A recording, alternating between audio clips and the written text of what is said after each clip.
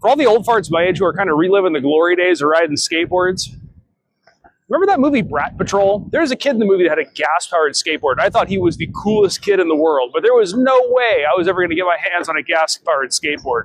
Well, 40 years later, here I am. It's not gas, but it's got a motor. Got a bunch of firsts on the channel today. This is my first time with an electric skateboard. This is my first video ever shot on a 360 camera. And who knows, maybe this might also be the first time we actually capture a crash on camera. I've got kind of a track record.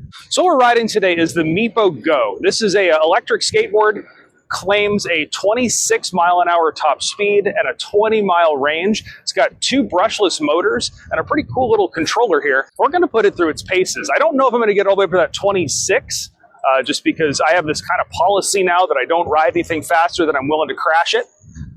Right now I'm in basically the easy mode, the low mode, which is 10 miles an hour. And the way this thing is set up, it actually won't let you unlock it out of that mode until you have a little bit of time riding it to get used to it. And I gotta say, I think it's a good idea. I've ridden this thing, I've put some miles on it before making this video, and first getting on this thing, even as an experienced skateboarder, it's a lot to handle. I've been skateboarding most of my life. I actually have paid a lot of my bills and my mortgage running skate parks over the years. So I'm not new to skateboarding, but I'm new to electric skateboards. And this isn't a completely different animal than riding a regular traditional skateboard. I do have to say though, the carving of it feels almost more snowboardish than skateboard. Got a little dog barking in the background there. Now, before getting this, I had seen a lot of videos on electric skateboards, and they were all done by people who had a ton of experience riding an electric skateboard. So I think I kind of have a unique perspective of somebody who comes from skateboarding, but not from electric skateboards. So you can kind of know what you're to expect if you decided you wanted to get one of these electrics. And the first thing that is very different to me is I'm used to tail turns. And you obviously cannot do tail turns on this thing. One, because it doesn't really have a tail, but also just because of the weight of it. Even if it had a tail, the weight and the length would prevent you from being able to do any sort of a turn where you picked up the nose with the tail.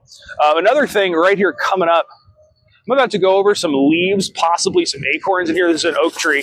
And the wheels on this thing are huge. So you actually don't really have to worry about hitting stuff. I would never be able to go over this with my regular skateboard. I just actually ran over a little branch, a little twig right there.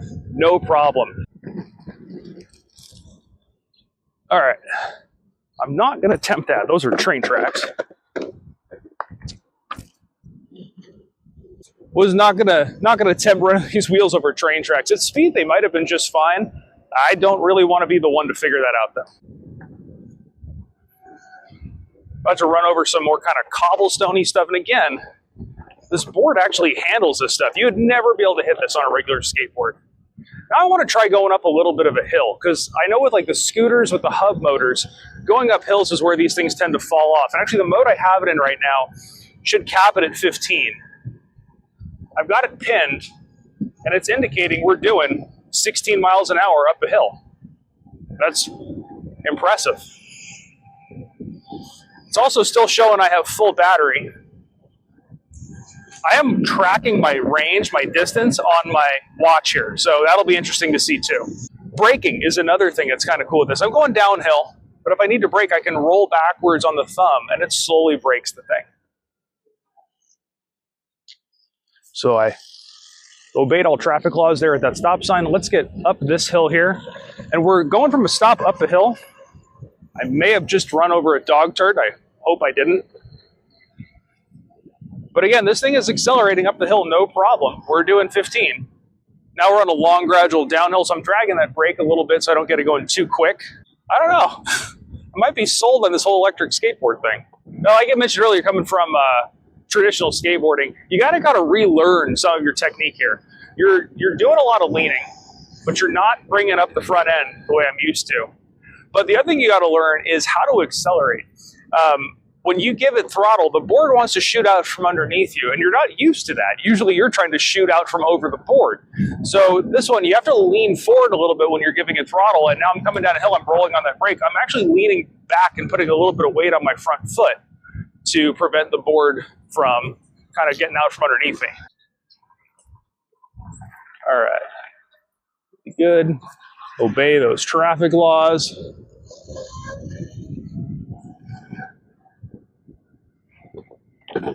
Back over that cobblestone again.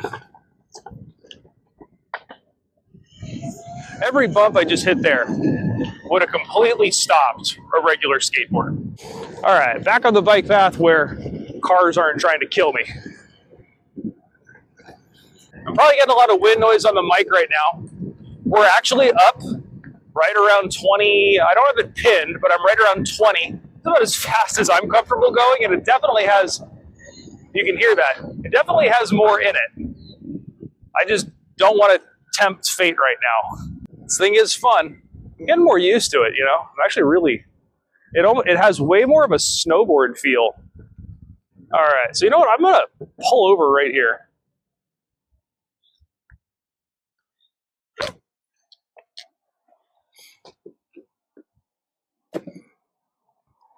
So I'm curious right now.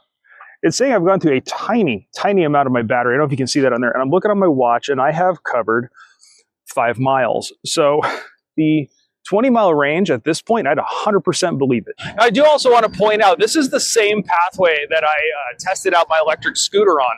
And where I'm riding, it is actually legal to ride an electric scooter, electric skateboard.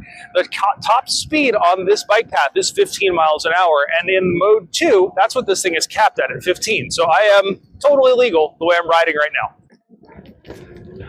All right, we're coming into one of my local parks. Let's see if we can hop off this thing, talk about it for a second.